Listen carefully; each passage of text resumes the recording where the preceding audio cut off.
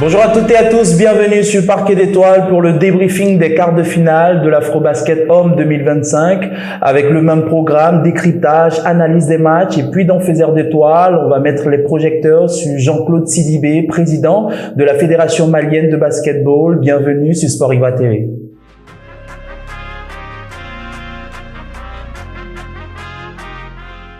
Notre invité du jour a joué à la BCM en Tunisie, aussi à la JCA en Côte d'Ivoire. C'est Ibrahim CVD, basketteur international ivoirien. Bonjour. Bonjour monsieur. Bienvenue dans Parquet d'Étoiles. Merci, c'est gentil. Et puis, on espère qu'on va passer un bon moment. Exactement. D'accord. Je vous propose d'aller regarder les résultats et statistiques.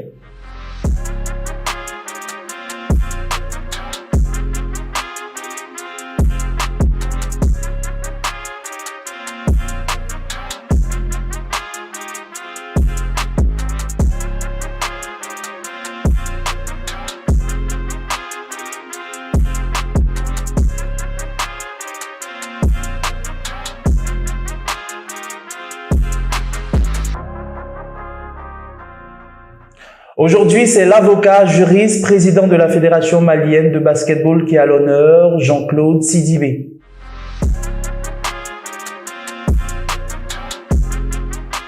Il est né à Bamako, un 6 mai 1964, mais ce n'est pas là que commence vraiment son histoire. Car ce que Jean-Claude Sidibé a bâti pour le Mali, c'est bien plus qu'un parcours. C'est une vision, une mission, une passion, porté à bout des bras.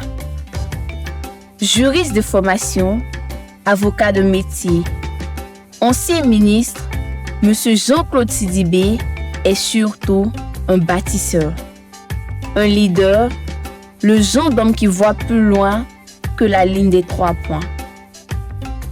Depuis plus de 2 décennies, il façonne l'avenir du basketball malien comme d'autres sculptent la pierre, avec patience, méthode et feu intérieur. Sous son impulsion, le Mali ne joue plus seulement au basket, il le cultive. Le basket malien est devenu une académie, un laboratoire de talent, une machine structurée où les jeunes pousses sont repérés, formés, encadrés dès les U17 pour progresser ensemble vers les U18, U20 jusqu'au sommet de la sélection. De 2014 à 2017, son premier passage à la tête de la Fédération malienne de basketball a été une véritable révolution. 9 Coupes d'Afrique remportées dans toutes les catégories. Des titres, des trophées, mais surtout une fierté retrouvée. En 2 ans, 2023-2024, le Mali a joué 6 Coupes d'Afrique. 6. On a gagné 4 et on est 3e dans les 2 qu'on n'a pas gagné. On a été 3e en U16 garçons en Tunisie en 2023. On a gagné les Jeux africains en 3 contre 3 au Ghana en 2023. En 2023, on a été 3e en Afrobasket senior dame à Kigali. Et cette année, nous avons gagné 2 Coupes d'Afrique, les 2 seuls qu'il y avait en U18, ce qui est une performance rare et qui est à mettre à l'actif de tous les intervenants du sport. Puis vint la tourmente, des scandales, des silences et une image ternie. Le baron orange malien était cabossé. 5 ans après son départ, Jean-Claude Sidibé revient, non pas pour régner, mais pour réparer. Visionnaire, il modernise. Leader, il rassemble. Technocrate, il structure. Son management est à l'image de son parcours. Exigeant, méthodique et profondément ancré dans le réel. Aujourd'hui, le Mali n'a jamais été aussi proche du sommet continental. Grâce à ses jeunes, grâce à sa méthode, grâce à un homme qui croit que pour aller loin, il faut commencer très tôt. Travailler ensemble et ne jamais baisser les bras.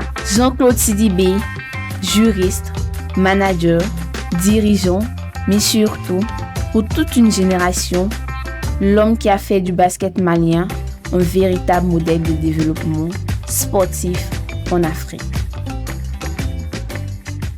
Un bâtisseur du basketball africain, un faiseur d'étoiles, c'était Jean-Claude Sidibé, président de la Fédération malienne de basketball. Et on va justement rester au Mali parce que le Mali a l'honneur d'un pays d'étoiles.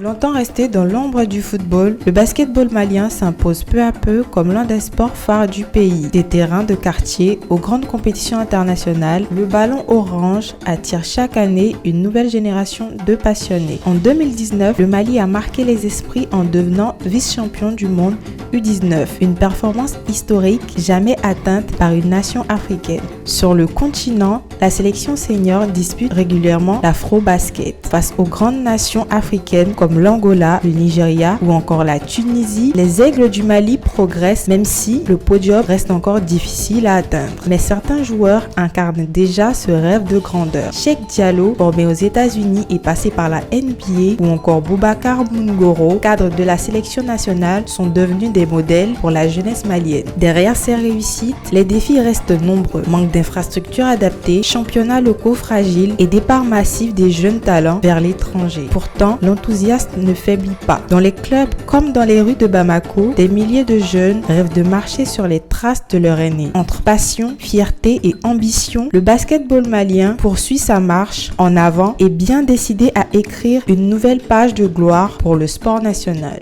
C'était le Mali qui, depuis quelques années, est un pays émergent du basketball africain. Alors moi, la question que j'ai envie de poser, c'est que retenir tant de Jean-Claude Sidibé que du Mali aujourd'hui qui progresse dans le basketball? Vous savez, le Mali, ça fait vraiment une décennie que le Mali progresse dans le monde du basket. Ils sont plus axés sur la formation. Surtout les plus jeunes, on a bien remarqué que ça fait plusieurs années, les U16, U18 et U20. Ils vont toujours au mondial, ils sont sur le podium et tout ça. Donc, du coup, la formation, c'est plus les jeunes, la relève, la formation et les suivis.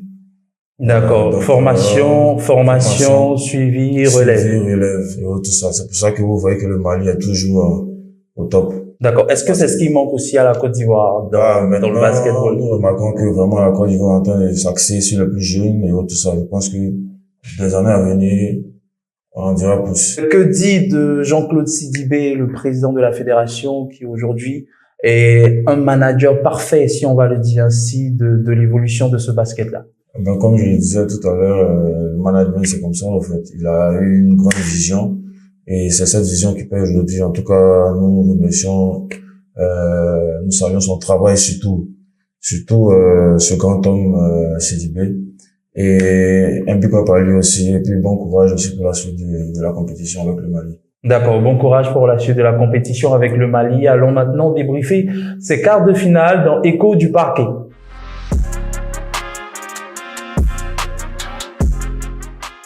Nous sommes autour de notre table de vérité. On a le Nigeria, pourtant invaincu dans les phases de groupe, qui a été totalement dominé par le Sénégal en quart de finale. Un mot sur ce match? Ben, vous savez, le Nigeria était dans une poule, la Tunisie, le Cameroun et puis Madagascar, je crois. Oui. Voilà, mais le vrai test du Nigeria, c'était face au Cameroun, en fait, parce que la Tunisie, c'est une équipe en reconstruction. Du coup, l'équipe de la Tunisie n'est pas vraiment forte, en fait. Du coup, vous voyez, Madagascar aussi, c'est une équipe très jeune. Vous gagnez 3 matchs, après vous passez au quart de finale, vous croisez une équipe comme le Sénégal, qui a croisé le Sud-Soudan, surtout au mois des barrages. Et là, ils ont été incroyables, en fait. D'accord. On va parler de cette équipe du Sénégal-là qui, dans les phases de poule, a rencontré l'Ouganda, a battu l'Ouganda 88-53. L'Égypte aussi a battu le Sénégal 91-77. On a le Sénégal aussi qui a battu le Mali, qui est justement son prochain adversaire en demi-finale. Un regard sur cette rencontre? Oui, bien sûr. Vous savez, les deux équipes sont croisées, surtout en phase de poule.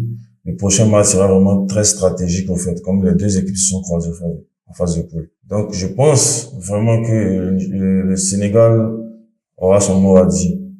Parce que battre le Sud-Soudan qui était favori, c'est pas donné à tout le monde, en fait. D'accord. Et comment expliquez-vous aujourd'hui ce renversement brutal et dynamique, voilà, des leaders de cette compétition? Vous savez, le Sud-Soudan était un peu diminué, au fait. Le banc n'apportait pas vraiment beaucoup plus. Et quant au Sénégal, l'équipe est vraiment très forte et le banc apporte beaucoup plus. Ils ont un jeu très rapide. Et ils ont une adresse vraiment pas possible avec Branco qui évolue en Espagne, avec Jean-Jacques Boissy, d'ailleurs, lui, qui était en Somalie tout à l'heure.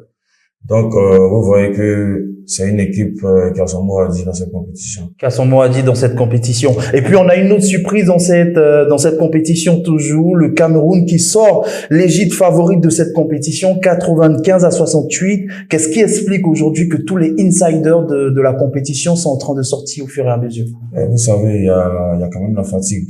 D'accord. La fatigue, et que si le banc n'apporte pas vraiment beaucoup plus, ça va jouer dans la compétition à venir. Du coup, vous voyez une équipe comme le Cameroun qui apporte, qui a un impact physique. Voilà, un impact très physique et puis une adresse aussi très incroyable aux 3 points. Avec ça, elle peut battre n'importe quelle équipe, en fait. D'accord. On a fait une remarque depuis les quarts de finale. Hier, on a le Mali qui a fait sortir la Côte d'Ivoire grâce à une adresse. Voilà, et une force collective aussi. On a remarqué aujourd'hui que ça a été le même cas pour, on va dire, pour le Cameroun. Est-ce que finalement, c'est ce qui fait gagner une compétition? Tout à fait, c'est ce qui fait gagner. L'adresse, s'il n'y a pas d'adresse, vous ne pouvez pas gagner vraiment une compétition. S'il n'y a pas vraiment un bon banc, s'il n'y a pas de la concentration tout au long du match, non, c'est impossible de gagner un match. Impossible donc, de gagner. Vous voyez, le Cameroun est resté concentré jusqu'à la fin du match. Un banc qui a apporté. Et puis, leur combativité, surtout dans la raquette et tout ça. Donc, du coup, ça a été plus facile pour eux. D'accord, ça a été plus facile. Et puis, on connaît la première demi-finale de cette compétition-là, c'est Mali-Sénégal. Ah. Pronostic de cette affiche? Franchement, c'est une demi-finale qui promet beaucoup. Et ça, comme je disais tout à l'heure, ça sera vraiment très stratégique. Mais je pense que le Sénégal passera. Le Sénégal passera face au Mali. Donc aujourd'hui, on a une autre demi-finale qui est en cours. Selon vous, qui du Cap-Vert ou de l'Angola va se qualifier pour rencontrer le Cameroun pour les demi-finales? Vous savez, l'Angola est une équipe très solide actuellement. En plus, elle joue à domicile. Tout à fait. Donc du coup, le public va apporter sa contribution et l'Angola va pas se laisser battre aussi chez eux à domicile. D'accord. Je pense que l'Angola va battre le Cap-Vert. Donc pour vous, on a une finale Sénégal-Angola. Oui. D'accord, bon, ça reste à vérifier quand même. Bien sûr, tout à fait. Allez, nous sommes à la fin de notre émission. Voilà, ça dure pas. Merci d'être venu sur Parquet d'Étoiles. C'est à vous le merci. Voilà. C'est à vous le merci et puis bonne suite de la compétition. De la compétition. Donc on se retrouvera justement à la finale pour voir si c'est vraiment l'Angola, le Sénégal. Bien sûr. On verra bien. On verra bien. Allez, nous sommes à la fin de ce numéro de Parquet d'Étoiles. On se donne rendez-vous demain pour une nouvelle expérience avec de nouveaux rebonds sur Parquet d'Étoiles. D'ici là, portez-vous bien. Au revoir.